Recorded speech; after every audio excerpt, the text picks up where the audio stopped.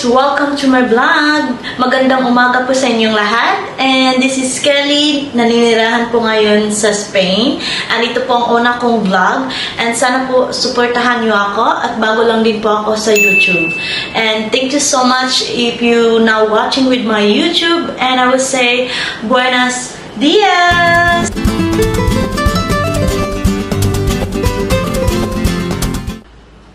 So, ano po mga requirements para makahanap ng trabaho dito sa Spain? Unang requirements po is mag-apply kayo online.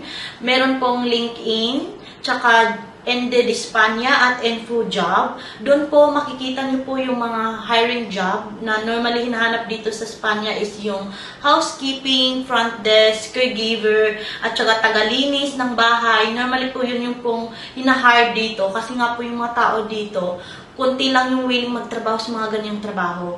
At yung mga Pilipino naman po is talagang porsigido magtrabaho at di pumipili. So, i-recommend ko pong mag-apply kayo sa online.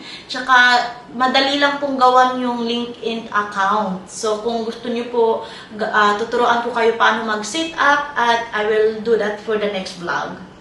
So, once po nakahanap na kayo ng trabaho online, yung employer po ninyo mismo ang mag-a-apply sa inyo at bibigyan kayo ng application form to work dito sa Spain.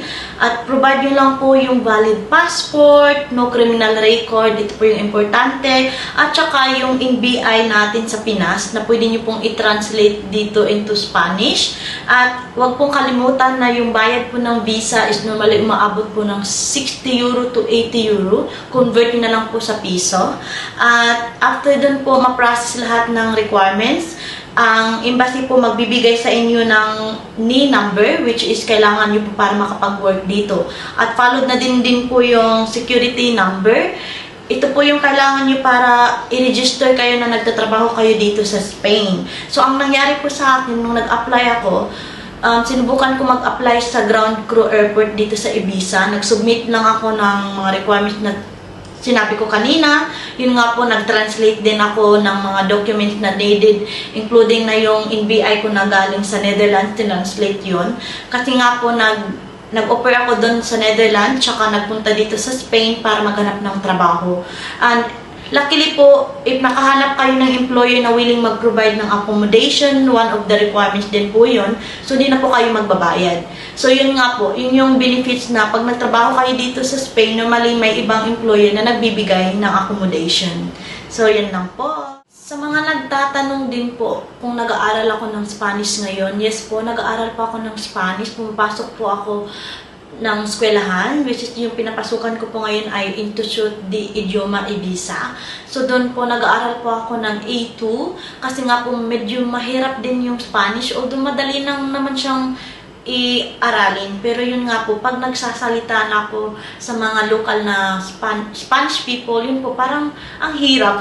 Parang nangangapa ko anong sasabihin. Kasi nga may grammar din yung Spanish eh. Pero once po na nandito na kayo sa Spain, mabilis lang po talaga yung Spanish aralin. Kailangan mo lang ng konting tiyaga.